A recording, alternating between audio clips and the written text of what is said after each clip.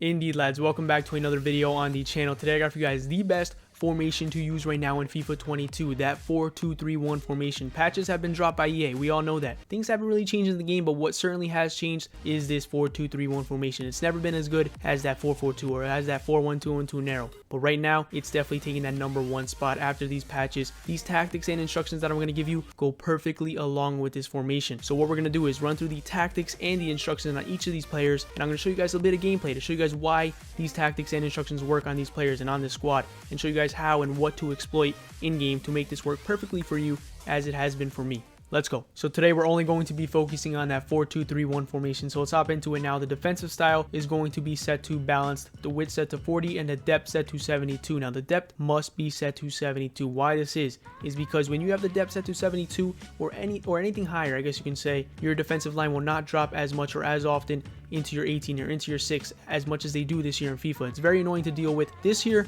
prevents that a lot. I've seen that for me in game. A lot of the pros are doing it as well. So make sure to have this on 72 or above. But I keep it on 72 because I don't want such a high line, but I don't want them dropping inside my 6. So let's hop into a bit of clips now and show you guys what the defensive line, defensive shape will look like in that 4-2-3-1 formation. So we all know the 4-2-3-1 as a great defensive formation. It has that 4 back, the 2 defensive mids sitting in there, and the center attacking mid kind of giving a bit of pressure from the upside. And you know, guys, this formation defensively, all you really got to do is just run around your defensive mids and get out to your opponent. Moving on to the offensive side now, build-up play will be set to balanced and the chance creation set to direct passing. Now this here has to be set to direct passing because when your opponent does not have 72 depth on their defensive side, they push their defensive line, or it pushes their defensive line into their 6, and that's what you want to do. That way you can play in front of it. And I'll show you guys some clips now how this works for you in game and how you can use it to your advantage. So in the build-up play in the 4-2-3-1, guys, it's very easy. Just find one of your midfielders or your outside backs, play it down the line, get to the byline, get really down in that corner, cut it back, and find one of your players like a center attacking mid or a striker in the box. Taking a look closely here at the direct passing chance creation set on your team, guys. Knocking the ball top of the box, but you can see Mbappe and Neymar chilling, absolutely chilling inside my opponent's 6-yard box. This is what direct passing does for you. Since you're being very direct in the attack, your attackers make those runs inside the 6, inside the 18, that are often not very useful runs, but what they really do is, again, Neymar, look at that, inside the 6-yard box, it pushes my opponent's defensive line back, opening space for a shot there by Eto'o that did not go in, unluckily. But again here, Mbappe, Eto'o making those runs inside the 6, pushing my opponent's defensive line back into their 6, creating so much space here to have a bit of skill here, find Mbappe and bury it. The offensive width will be set to 55, the players in box set to 6, and the corners set to 2, and free kicks 1. Personal preference up to you guys with the corners and free kicks. I like that 2-1 combo. So the type of players I would recommend to play in each of these positions in this 4-2-3-1 formation. Starting off with that striker position, guys, it's a lone striker. We have to be aware of this sort of thing. So you're going to need some pace up there, like an Mbappe or like, let's say, an Inaki Williams from the new promo. You're going to need someone with pace up there to make runs left, right, down the middle, because he's going to be operating as one man. In that center attacking mid position, guys, Neymar Jr., a perfect candidate for this position, guys. Skill on him, 4-star weak foot as well. If you have the gold card, he has got that 5-star weak foot, that inform winter wild card, whatever you like. This guy has skills, the dribbling, obviously that comes with skills, pace, passing as well is not the best on the flashback card, but on any other card it is great. So you need a guy with passing, dribbling skills, and some decent long shots. 5-star weak foot would also be a plus if you can. In the left attacking mid and right attacking mid position, guys, you're going to need some pace there. Players who can get up and down the line, creating assists and chances for your Mbappe, for your Neymars, whoever it may be. If you can get Mbappe and Neymar, that would be great. And for the defensive mids, guys, I like to have one sort of box-to-box player and one more defensive player, like a De Jong and a Gravenberch pairing, as you see here. Gravenberch can do it all. This is the Future Stars card. Absolutely cracked. And De Jong, more defensive. He doesn't have that shooting ability like Gravenberch does or anybody else does in that center mid position, but definitely can go forward with that dribbling and that passing stat that he has on him. And for the back line, right backs and left backs, obviously get the best of the best that you can possibly get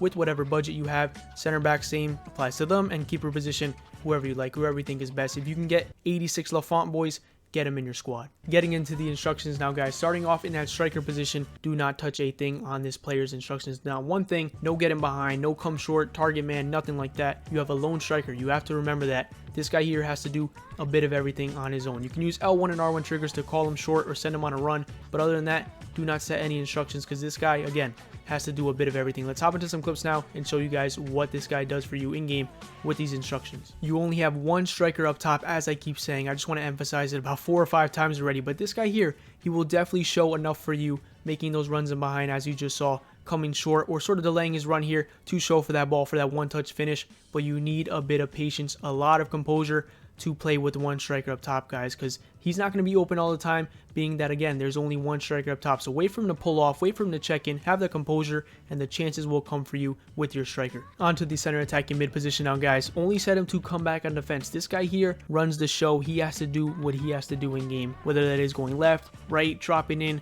going up top beyond the striker. You will see right now what this guy does for you. The center attacking mid runs the show. He's the heart of the team, guys. I'm telling you right now, he's going to pick up the ball, spray it out wide as you saw here, and look at him trailing inside the box, getting the ball back, creating this whole play, creating a goal for us. This man here is going to be beyond the striker, below the striker, wherever he wants to be. You let him go, because he's going to run the show. As you can see here, getting in on another goal. Bit of composure there. He gets in those striker positions as well, so make sure to have a player here who has a shooting ability as well. He's going to be spraying balls out wide here for volleys like this to your left and right attacking mids. This guy here, heart of the team, I'm telling you right now. Your left attacking mid and right attacking mid, your lambs or rams for short. Come back on defense and get into box for cross. Come back on defense for that proper defensive structure. Get into box for cross. That way when you're in that top box area, these guys aren't just chilling out wide doing absolutely nothing for you. Instead, they'll make those cutting in runs, almost becoming like another center attacking mid or striker to help support in the attack. So Zaha and Eto'o will be the lambs and rams in these clips here to see. A ping from the ram position all the way over to the lamb position with a ball across to the striker position for a goal scoring opportunity, which does not work out in the end. But that's pretty much what they're going to do for you in game. They're almost going to be like the servants for your center attacking mid and that striker in your squad. Of course, no doubt about it, they will get chances in front of the goal, so make sure they have a decent shooting ability.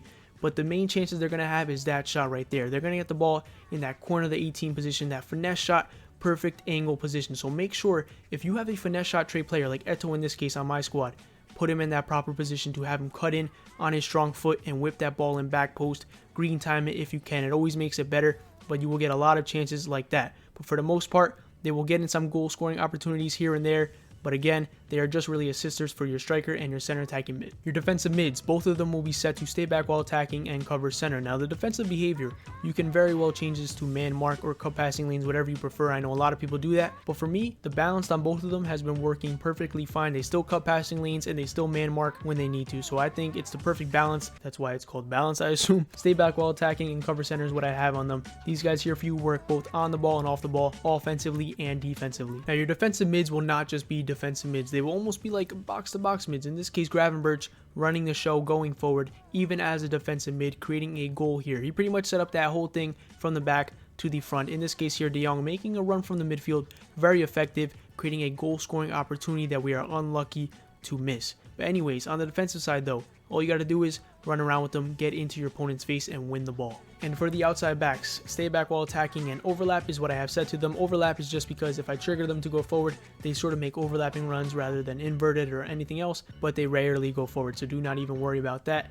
And the center back positions, I do not touch a thing, neither do I touch the keeper position as well. I know some people like to change the keeper instructions. Go ahead and do so if it's working for you. If it's not broke, don't fix it, so just go ahead and keep on using it. But that's pretty much all I got for you guys today. If I give you guys some value or just you enjoyed the video, make sure to leave a like and make sure to leave a comment and subscribe if you're new to the channel for more videos like this. And if you need squad building help for a team to be put in this formation with these tactics, I can do it, of course, for you. Join the Discord. We have a growing community in there, so join the Discord.